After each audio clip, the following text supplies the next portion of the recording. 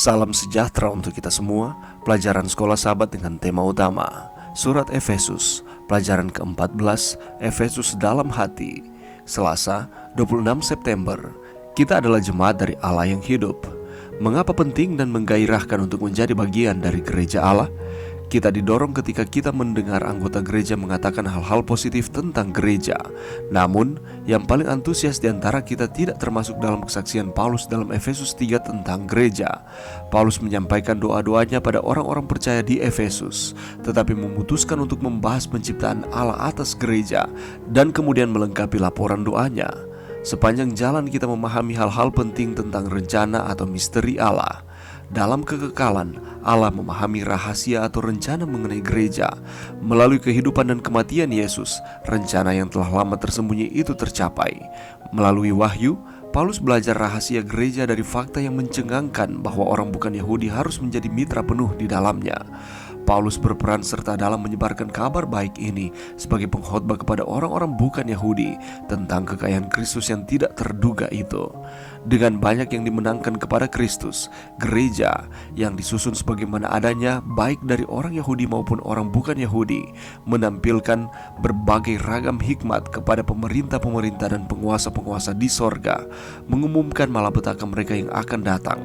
Rencana untuk mempersatukan segala sesuatu di dalam Kristus sedang berlangsung dan waktu mereka singkat.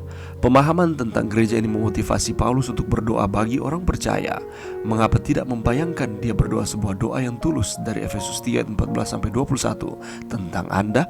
Mengapa tidak membayangkan dia berdoa agar Anda akan dipenuhi di dalam seluruh kepenuhan Allah dan seutuhnya berpartisipasi dalam rahasia yang menakjubkan dan membuka rahasia sebuah gereja yang bersatu?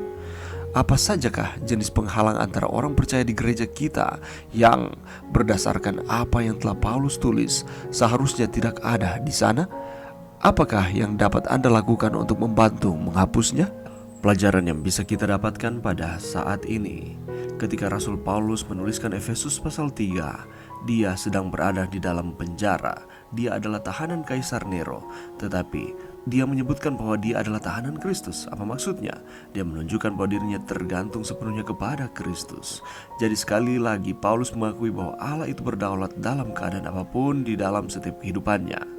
Rasul Paulus menerima kasih karunia Allah dan itu diberikan dalam bentuk wahyu tentang rahasia Allah. Di dalam pelajaran ini ada 3 kali kata rahasia di dalam Efesus 3 ayat 3, ayat 4 dan ayatnya yang ke-9. Dan rahasia itu adalah bahwa orang-orang non-Yahudi karena berita Injil menjadi ahli waris, anggota, dan peserta dalam janji yang diberikan dalam Kristus Yesus. Jadi rahasia itu adalah bahwa orang Yahudi dan orang non-Yahudi bersatu dengan yang lain dan juga bersatu dengan Kristus. Dan rahasia ini dinyatakan oleh Allah kepada Rasul Paulus, rasul-rasul dan nabi-nabi, orang-orang kudus atau pengikut Kristus, yakni orang Kristen. Jadi dengan kata lain, rahasia itu menjadi milik gereja. Apakah rahasia itu? Rahasia itu adalah wahyu yang baru.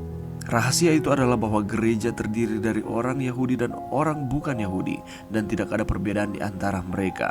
Oleh karena itu disebut sebagai wahyu yang baru, yang tadinya adalah patokannya hanya kepada orang Yahudi, tetapi sekarang bukan lagi hanya kepada orang Yahudi, tetapi kepada orang bukan Yahudi atau kepada semua orang. Kebenaran ini dinyatakan kepada Rasul Paulus. Tujuannya adalah supaya ia nyatakan kepada orang lain bahwa kasih karunia Allah itu berlaku kepada semua orang yang percaya kepadanya. Di dalam pelajaran ini juga dinyatakan bahwa Rasul Paulus menjadi rasul bukan karena ia layak untuk mendapatkannya, tetapi karena kasih karunia Allah semata. Rasul Paulus menonjolkan kasih karunia Allah itu dengan menunjukkan bahwa dirinya sebagai orang yang paling hina di dalam Efesus 3, 7, dan 8. Tetapi Allah lah yang memampukannya. Pelajarannya bagi kita, Allah memberkati kita dengan segala talenta maupun kesanggupan. Tetapi itu bukan usaha-usaha kita sehingga kita dapat bermegah diri. Itu hanyalah pemberian yang Allah berikan bagi kita. Yang harus kita lakukan adalah dengan penuh kerendahan hati kita menggunakan talenta yang Tuhan berikan kepada kita untuk memberitakan kabar baik, yakni Injil kekayaan Kristus. Yang tadinya kita dalam kegelapan, tetapi kita diberikan kasih karunia terang kemuliaan Allah sehingga kita ada di dalam terang Kristus. Dan kita sudah ada di dalam terang pada saat ini. Mari kita membawa terang ini kepada sesama manusia.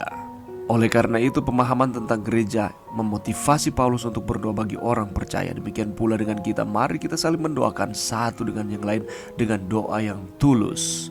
Karena kita adalah jemaat dari Allah yang hidup, marilah kita saling menguatkan, saling mendoakan satu dengan yang lain. Mari berdoa. Terima kasih Tuhan atas firman-Mu pada saat ini. Terima kasih karena kami ada di dalam Tuhan, di dalam jemaat dari Allah yang hidup. Ini doa kami Tuhan di dalam nama Yesus. Amin.